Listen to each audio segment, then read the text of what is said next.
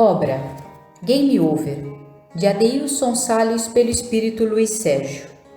Sexo Game. Em meu coração, o aprendizado extraído da história de Alan repercutia intensamente. As situações de dor e lágrimas vividas pela juventude eram tantas que me traziam ainda mais certeza de que deveria agradecer a Deus para sempre por ter me proporcionado a oportunidade de ser útil. Precisamos ir até mais um sepultamento, Patrício comentou. Outro jovem desencarnado? Dessa vez é uma jovem, Zoel. Também vítima de um game, mas não um game eletrônico. Eu e Augusto nos entreolhamos e fizemos silêncio. As feições de Patrício, ainda que serenas, estavam mais graves. E foi com essas expectativas que entramos em um cemitério, onde em espaço adequado 8 salas abrigavam velórios diferentes. 4 de um lado e 4 do outro lado. Um deles chamava muito a atenção pela presença maciça de jovens, em sua maioria garotas. Seguimos Patrício, que foi justamente em direção ao velório, onde estavam os jovens. Surpreendi-me ao observar o corpo. Tratava-se de uma garota de aproximadamente 15 anos. Corri meus olhos pelo ambiente para encontrar o espírito desencarnado, mas não logrei visualizá-lo. Ao lado do caixão, uma senhora de rosto sofrido e os cabelos tingidos pelo tempo derramavam algumas lágrimas. Tratava-se de pessoas muito simples. Patrício fez sinal para aguardarmos. Mantivemo-nos em silêncio, na expectativa, enquanto Augusto fazia uma prece em benefício da adolescente desencarnada. Após alguns minutos, Patrício nos fez novo sinal com a cabeça para que o seguíssemos. Saindo da sala, onde o corpo estava sendo velado, fomos até um aglomerado de jovens. Nesse instante, um fato me surpreendeu, pois a garota desencarnada fazia parte da roda de jovens no jardim, ao lado da capela. Lá estava ela, muito chorosa, tentando falar com os amigos e amigas, mas eles não registravam a sua presença. Uma das garotas comentou: "Eu disse para ela que era uma roubada acompanhar o Bill. Ele não é de confiança." "Xi, Tina", fez outra garota colocando o dedo nos lábios, pedindo silêncio. "Se alguém te escuta falando isso, você vai ser a próxima." "Qual é, Val? Precisamos falar sobre isso para que outras garotas não caiam nessa furada do jogo do sexo. Até parece que tem alguma virgem aqui", Tina resmungou. "Não é isso, garota. Você sabe que quando rola drogas, o game do sexo é perigoso. Já participei de vários games, até mesmo com a defunta da Ione, e nunca pegou nada. Eu sempre soube a hora de sair fora." Meu coração compadecia-se daqueles jovens, pois a conversa era pura degradação. "Prestem atenção", Patrício pediu. Olhamos para o lado no instante em que as garotas ficaram quietas e 2 jovens se aproximaram. Ao lado deles, 2 outros jovens desencarnados. "Cara de pau desse moleque vir aqui. Fique quieta, Val. Se eles escutam isso, você dança", Tina advertiu. "Algum problema aí? Tem alguma coisa pegando?" "Não, Jonathan. Tudo certo, só a tristeza mesmo com a Ione morta." "Tá certo, Tina, mas a culpa é dela que não soube brincar numa boa." Esses são Jonathan e Pia, 2 garotos a serviço do tráfico de drogas. E os 2 desencarnados são Vini e Bento, as companhias espirituais dos primeiros, Patrício apresentou. "Que jogo é esse?" indaguei curioso. "Vamos observar Ione. A triste experiência dela nos demonstrará o que é isso." Entre as amigas, Ione caminhava de um lado para o outro, muito confusa e insistindo em se comunicar. Ione foi criada pela avó. A mãe é viciada e vive pelo mundo. O pai morreu antes dela nascer. Foi morto pela polícia. Estamos em uma comunidade muito pobre e os bailes funks são a diversão desses jovens esquecidos do poder público. A sensualidade exacerbada é a realidade da vida desses jovens. Vejam aquela garota. Olhamos para uma jovenzinha que não devia ter mais de 15 anos. Ela tem 14 anos e está grávida.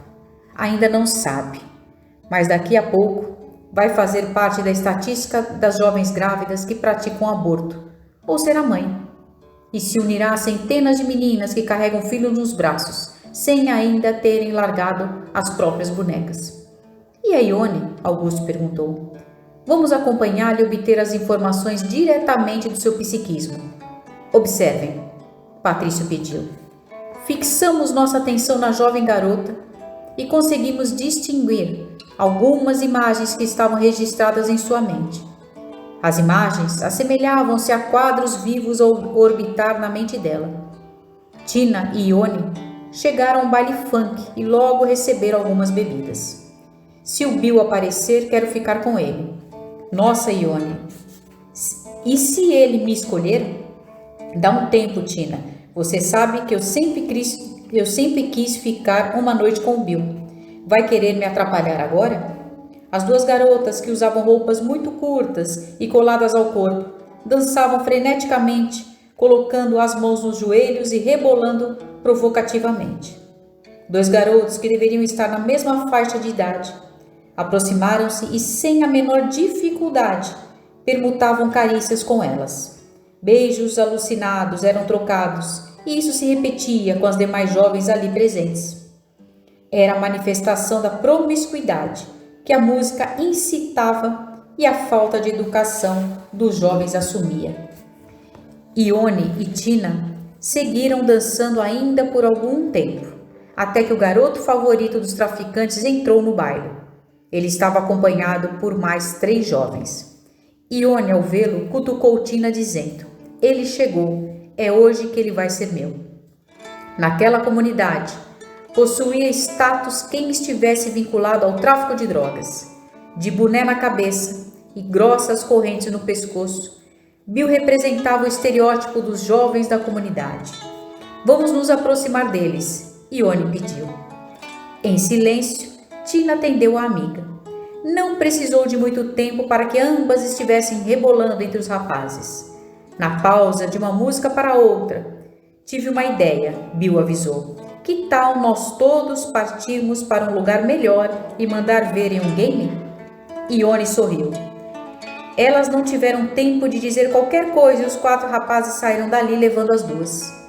Após alguns minutos, em uma rua próxima ao local do baile, o grupo entrou em uma casa.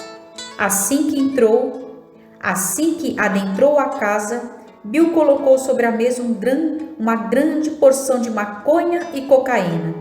E antes de iniciar o jogo, todos fizeram uso de drogas. Ione sentia-se à vontade. Tina, que até aquele momento demonstrava certo receio, foi se soltando aos poucos.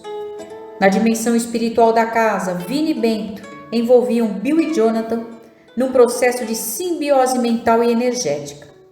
Na prática do game, as garotas tinham de acertar algumas perguntas e, caso errassem, deveriam tirar uma peça da roupa. As cenas que vimos registradas no psiquismo de Ione eram degradantes. Com o passar das horas, Tina conseguiu ir embora, mas Ione permaneceu na casa e fez uso de drogas durante toda a noite. Teve intimidade sexual com os 4 rapazes. Vini e Bento também participaram do game sexual, sorvendo as energias genésicas através dos centros de forças de Ione, totalmente desequilibrado, e também de Tina, enquanto ela permaneceu na casa. Já perto de amanhecer, Ione passou mal e teve convulsões. E Bill, então, em total descaso e falta de respeito, pediu: então despacha ela ali perto do cruzeiro.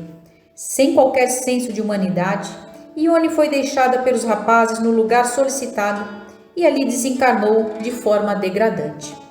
Essa é a realidade de milhares de jovens no Brasil e em algumas partes do mundo. Faltam referências positivas, falta família, falta educação e, acima de tudo, Deus nos corações. Patrício, o que podemos fazer para auxiliar esses jovens? Luiz Sérgio, devemos seguir trabalhando exatamente como estamos fazendo agora. Aproximar Jesus do mundo juvenil. Esses jovens são os filhos do Calvário desses tempos de imoralidades e drogas. Nessas comunidades, muitos outros jovens crescem, estudam e se tornam pessoas de bem. Não é o local que torna a pessoa má. É preciso que os outros componentes contribuam para esse quadro de sofrimento. Não existe instrumento mais eficiente do que a família para auxiliar no resgate desses jovens. É a desestruturação familiar que abre as portas para o desregramento. Faltam limites, é preciso dizer não com mais eficiência, mas esclarecer e conversar sobre a razão de dizer não. E a Ione? Joel indagou. A misericórdia divina tem seus mecanismos de amparo. Ninguém se encontra à revelia do amor de Deus. Patrício sorriu. Vejam. Nesse instante, 3 jovens entidades adentraram o local. Eram 3 garotas que se aproximavam de Patrício. Olá, ele disse. Olá, Patrício. Viemos para auxiliar na condução de Ione. Chamou-me a atenção a maneira como elas estavam vestidas, exatamente como as meninas da comunidade se vestiam. Essas são as jovens Ana, Cícera e Wanda. Elas cuidarão do auxílio a nossa Ione, daqui para frente, Patrício esclareceu. Elas formam a equipe socorrista? Augusto questionou. Isso mesmo, Cícera respondeu sorrindo. Trabalhamos na equipe de Patrício e atuamos em comunidades como essa. Ninguém está desamparado em lugar nenhum do mundo. A nossa apresentação visual ajuda no acolhimento dos jovens, que veem em nós a própria identidade. A abordagem torna-se mais fácil e a confiança se estabelece de maneira natural, Wanda explicou. É melhor vocês atuarem logo, pois Vini e Bento estão prontos para assediar Ione, Patrícia orientou. E se ela não aceitar a ajuda? Indaguei. Nesse caso, não poderemos fazer nada e deixaremos que o tempo cumpra seu papel educativo, mas sem que abandonemos Ione definitivamente. Novas abordagens serão feitas, mas não podemos violentar as escolhas de ninguém. As crianças e os jovens também são respeitados por Deus e cada um recebe o acolhimento consoante a própria capacidade de entendimento, esclareceu Ana com doce sorriso. Observamos atentamente a ação das garotas que se aproximaram de Ione. A jovem, recém-desencarnada, não percebia a nova realidade. Oi, Ione, Cícera cumprimentou. Você consegue falar comigo? Nós também, Ana e Wanda falaram, se aproximando. Nesse momento, Vini e Bento se aproximaram. Ei, quem são vocês? Bento questionou. Olá, Cícera cumprimentou os dois. Eu me chamo Cícera e essas são Wanda e Ana. Nossa, garotas novas na comunidade, Vini falou com ironia. Quem são vocês? Ione perguntou. Não nos conhece? Estivemos na mesma balada, não lembra? Eu sou o Vini e ele o Bento.